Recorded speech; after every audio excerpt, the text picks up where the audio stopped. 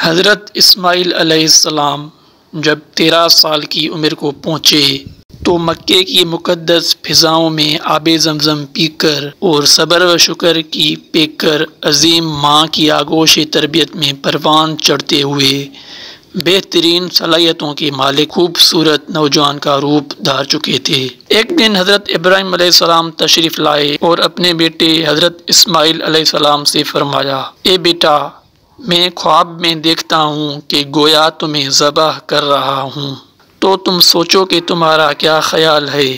فرما بردار بیٹے نے سر تسلیم خم کرتے ہوئے فرمایا، ابا جان، آپ کو جو حکم ہوا ہے وہی کیجیے، اللہ نے چاہا تو آپ مجھے صابرین میں پائیں گے۔ حضرت اسماعیل علیہ السلام کا یہ سعادت مندانہ جواب دنیا بھر کے بیٹوں کے لیے آداب فرزندی کی ایک شاندار مثال ہے۔ فرما برداری اور تسلیم رضا کی اس کیفیت کو علامہ اقبال نے یوں بیان کیا ہے، فیضان نظر تھا یا کہ مکتب کی کرامت تھی، سکھائے کس نے اسماعیل کو آداب فرزندی۔ حضرت ابراہیم علیہ السلام نے بیٹے کا جواب سنا تو انہیں سینے سے لگایا اور حضرت ہاجرہ کے پاس لے آئے۔ فرمایا، اے ہاجرہ، آج ہمارے نور نظر کو آپ اپنے ہاتھوں سے تیار کر دیجئے۔ ممتا کے مقدس اور انمول جذبوں میں ڈوبی ماں نے اپنے اکلوتے بیٹے کو نئی پوشاک پہنائی، آنکھوں میں سرما، سر میں تیل لگایا اور خوشبو میں رچا بسا کر باپ کے ساتھ باہر جانے کے لیے تیار کر دیا۔ اسی اثنا میں حضرت ابراہیم علیہ السلام بھی ایک تیز دھار چھری کا بندوبست کر چکے تھے، پھر بیٹے کو ساتھ لے کر مکے سے باہر منا کی جانب چل دیے۔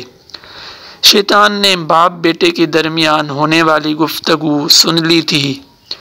جب اس نے صبر و استقامت اور اطاعت خداوندی کا یہ روح پرور منظر دیکھا تو مضطرب ہو گیا اور اس نے باپ بیٹے کو اس قربانی سے باز رکھنے کا فیصلہ کر لیا۔ چنانچہ جمرہ عقبہ کے مقام پر راستہ روک کر کھڑا ہو گیا۔ حضرت ابراہیم علیہ السلام کے ساتھ موجود فرشتے نے کہا، یہ شیطان ہے، اسے کنکریاں ماریں۔ حضرت ابراہیم علیہ السلام نے اللہ اکبر کہہ کر اسے 7 کنکریاں ماریں، جس سے وہ زمین میں دھس گیا۔ ابھی آپ کچھ ہی آگے بڑھے تھے کہ زمین نے اسے چھوڑ دیا اور وہ جمرہ وسطیٰ کے مقام پر پھر ورگلانے کے لیے موجود ہوا۔ حضرت ابراہیم علیہ السلام نے دوبارہ کنکریاں ماری، وہ پھر زمین میں دھنسا، لیکن آپ کچھ ہی آگے بڑھے تھے کہ وہ جمرہ اولا کے مقام پر پھر موجود تھا۔ حضرت ابراہیم علیہ السلام نے تیسری بار اللہ اکبر کہہ کر کنکریاں ماری تو وہ زمین میں دھس گیا۔ اللہ تبارک و تعالیٰ کو ابراہیم خلیل اللہ کا شیطان کو کنکریاں مارنے کا عمل اس قدر پسند آیا کہ اسے رہتی دنیا تک کے لیے حج کے واجبات میں شامل فرما دیا۔ شیطان اپنی ناکامی پر بڑا پریشان تھا۔ 3 مرتبہ کی کنکریوں نے اس کے جسم کو زخموں سے چور کر دیا تھا۔ اچانک اسے ایک نئی چال سوجھی اور وہ عورت کا بھیس بدل کر حضرت ہاجرہ کی خدمت میں حاضر ہوا اور بولا، اے اسماعیل کی ماں، تمہیں علم ہے کہ ابراہیم تمہارے لخت جگر کو کہاں لے گئے ہیں؟ حضرت ہاجرہ نے فرمایا، ہاں، وہ باہر گئے ہیں، شاید کسی دوست سے ملنے گئے ہوں۔ شیطان نے اپنے سر پر ہاتھ مارتے ہوئے کہا، وہ تیرے بیٹے کو ذبح کرنے وادی منا میں لے گئے ہیں۔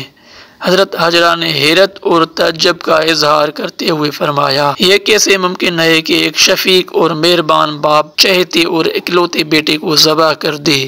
اس موقع پر بے ساختہ شیطان کے منہ سے نکلا، وہ یہ سب اللہ تعالیٰ کے حکم پر کر رہے ہیں۔ یہ سن کر صبر و شکر اور اطاعت و فرما برداری کی پی کر اللہ کی بزرگ بندی نے فرمایا، اگر یہ اللہ تعالیٰ کا حکم ہے، ایک اسماعیل تو کیا، اس کے حکم پر 100 اسماعیل قربان ہیں۔ شیطان یہاں سے نامراد ہو کر واپس منا کی جانب پلٹا، لیکن وہاں کا ایمان افروز منظر دیکھ کر اپنے سر پر خاک ڈالنے اور چہرہ پیٹنے پر مجبور ہو گیا۔ وادی منا کے سیاہ پہاڑ، نیلے شفاف آسمان پر روشن آگ برساتا سورج، فلک پر موجود تسبیح میں مصروف ملائکہ اللہ کی راہ میں اپنی متاع عزیز کی قربانی کا منظر دیکھنے میں مبہوت تھے۔ مکے سے آنے والی گرم ہوائیں بھی منا کی فضاؤں میں موجود عبادت، تسلیم و رضا اور صبر و شکر کی ایک عظیم داستان رقم ہوتی دیکھ رہی تھی۔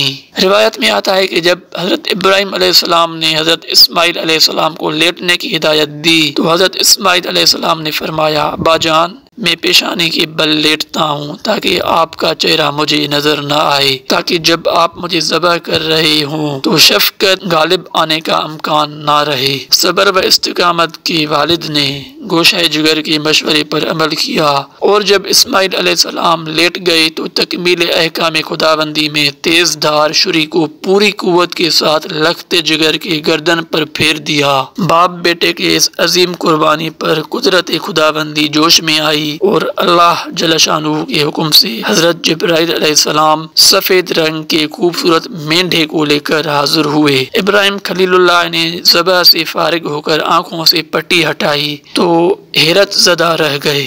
بیٹے کی جگہ ایک حسین مینڈھا ذبح ہوا پڑا تھا، جبکہ اسماعیل علیہ السلام قریب کھڑے مسکرا رہے تھے۔